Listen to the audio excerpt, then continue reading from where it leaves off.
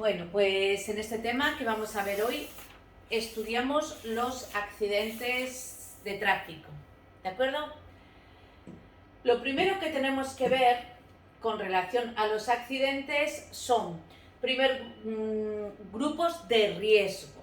Los grupos de riesgo son aquellos usuarios que tienen, pues ya lo indica, más riesgo de sufrir un accidente, como son, pues por ejemplo, los peatones, y dentro de los peatones, el grupo de riesgo serían los niños, los jóvenes y las personas mayores. Luego vamos a ver como conductores los grupos de riesgo que tienen más riesgo para tener un accidente son los jóvenes, las personas mayores y los conductores de vehículos de dos ruedas, bicicletas, ciclomotores o motocicletas. Empezando por los grupos de riesgo, vamos a hablar de los peatones. Los peatones, en caso de accidente, son especialmente vulnerables, ya que reciben ellos mismos el impacto. Y se ha comprobado que cada 12 horas muere un peatón atropellado en nuestro país. En caso de la muerte, en caso de atropello, es entre 2 y 3 veces mayor en carretera que en ciudad, debido pues a que se producen los mismos a una mayor velocidad. Y esta alta tasa de accidentalidad es también derivada a la zona de incertidumbre. Se conoce como zona de incertidumbre todo espacio que hay alrededor de los peatones, de los vehículos y también de los animales, en la cual si esa zona nosotros la invadimos, si este coche pasa muy cerca del peatón, en caso de que éste haga un movimiento imprevisto, al conductor del coche no le va a dar tiempo de esquivarlo, ¿de acuerdo? Entonces, por invadir la zona de incertidumbre es por lo que se producen muchos atropellos, por no mantener una separación lateral al pasarlos. Pasamos ahora a qué infracciones cometen los peatones que producen accidentes, porque también muchos de los atropellos son por infracciones de estos. Pues por ejemplo, porque irrumpen la calzada sin mirar, cruzan sin mirar, sin cerciorarse de si se aproxima o no un coche. Otro de los factores que producen accidentes es que no se colocan correctamente cuando van por carretera. En carretera el peatón tiene que circular al revés, en sentido contrario a la marcha de los coches. Es decir, por la izquierda para ver a los coches de frente, para si estos los van a atropellar, darle tiempo a saltar, a tirarse a la cuneta, ¿de acuerdo? No ir como en el mismo sentido que van los coches, porque están siempre de espaldas a los mismos.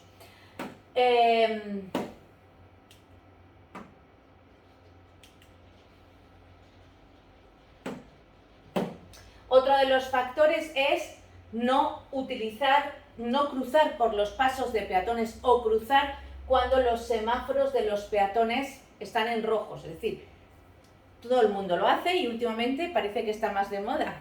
Cruzar con los semáforos en rojo, lo que produce atropellos. Otro de los factores es que esperar a los autobuses no encima de la acera, donde sería lo correcto, sino esperándolos pisando la calzada. Cruzar sin mirar.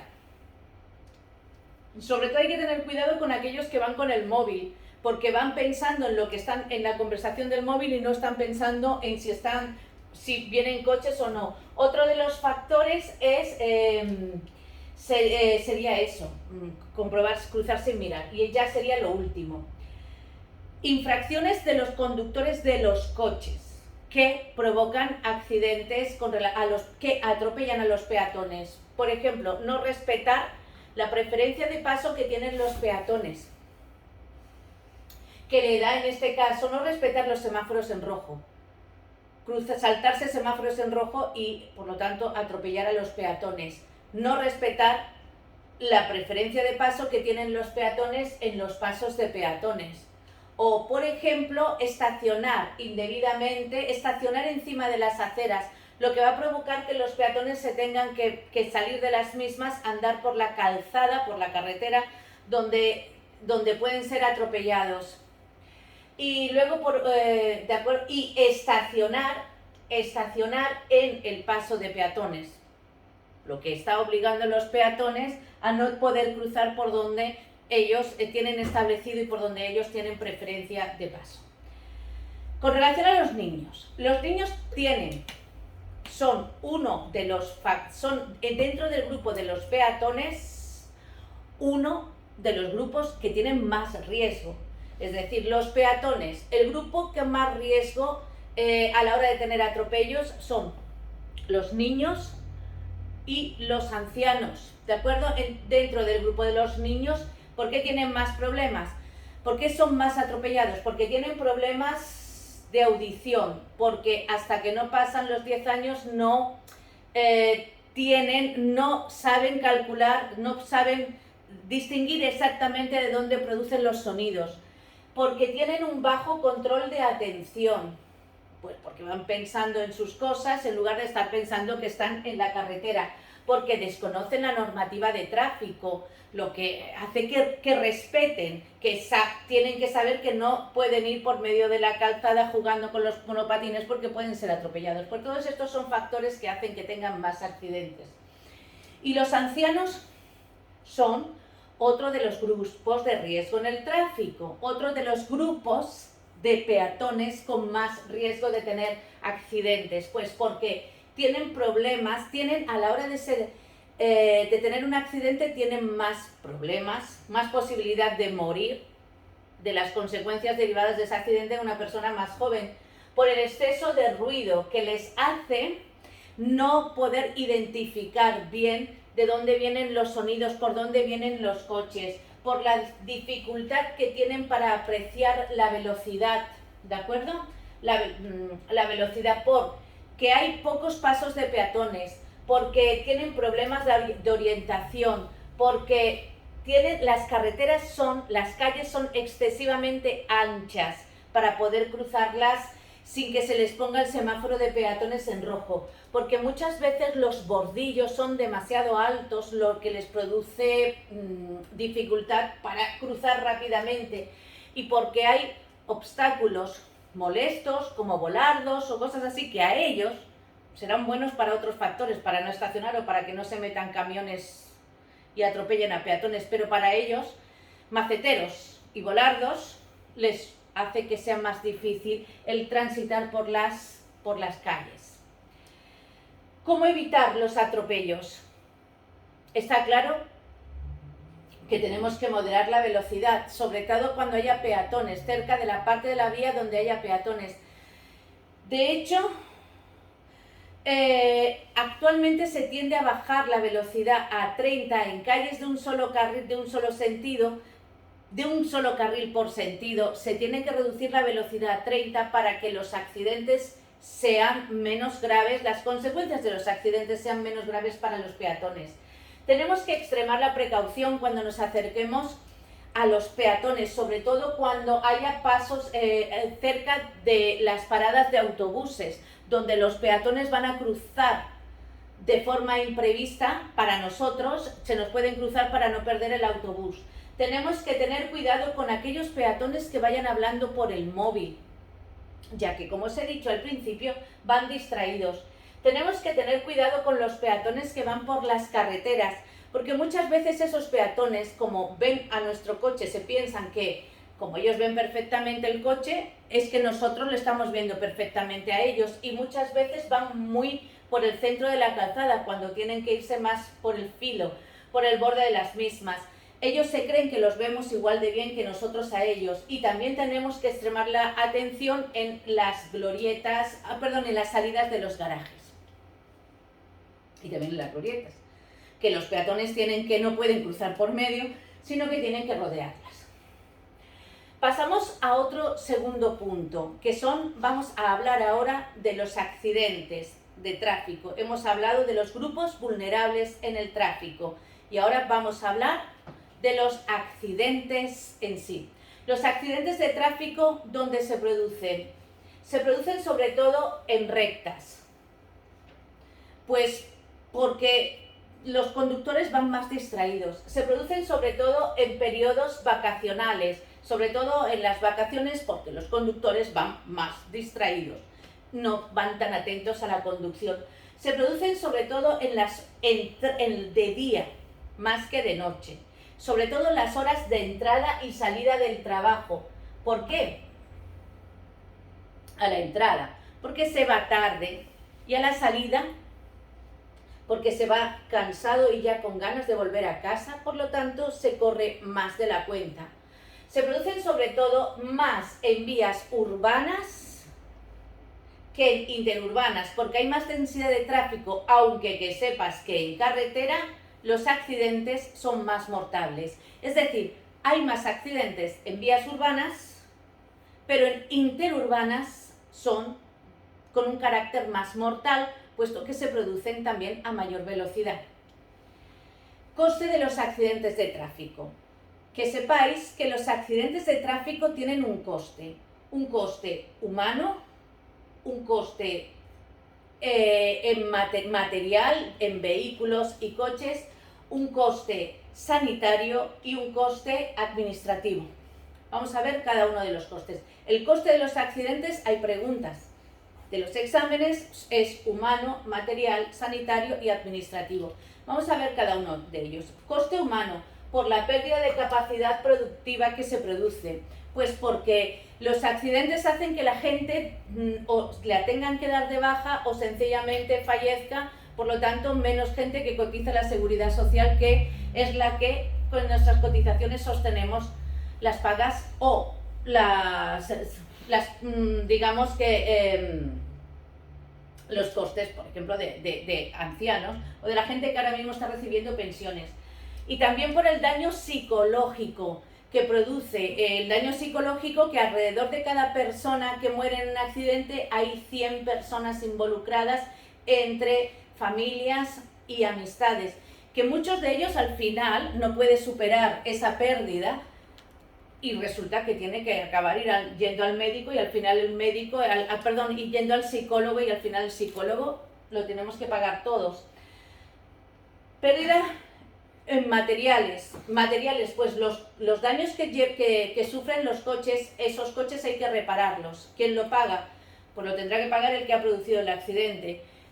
Daños en la vía, que eso también hay que pagarlo. ¿Quién lo paga? El que ha producido el accidente, ¿de acuerdo? También hay costes sanitarios. El helicóptero que va a recoger a una persona accidentada de tráfico la tiene que pagar alguien, el que ha producido el accidente. Los gastos de médicos, sanitarios, en definitiva, que ha producido el accidente, eso lo tiene que pagar alguien. ¿Quién? El que ha provocado el accidente. Y administrativos, es decir, a la policía y a los bomberos, eso los paga alguien. ¿Quién? Quien ha producido el accidente. Gastos de abogados y de juicios, ¿quién los paga? El que ha provocado el accidente. Por lo tanto, estos son los costes en un accidente de circulación, que son costes muy elevados que a veces no tendremos dinero en nuestra cuenta para pagarlos, y el que ha producido el accidente va a ser el que está obligado a sufragar todos estos costes y no tendremos dinero. Por eso la ley dice que todo el que lleve un vehículo de motor está obligado a suscribir un seguro obligatorio de responsabilidad civil, que sea el que pague todos los gastos derivados de un accidente de circulación, porque nosotros en nuestras cuentas, a no ser que seamos millonarios, no vamos a tener. Pasamos a otro punto. Factores que influyen en el accidente. En los accidentes se llaman factores de riesgo. ¿Qué factores son los que más tienen la culpa de que se produzca un accidente? Son los factores de riesgo. Mirad, para que haya circulación tiene que haber 3 factores.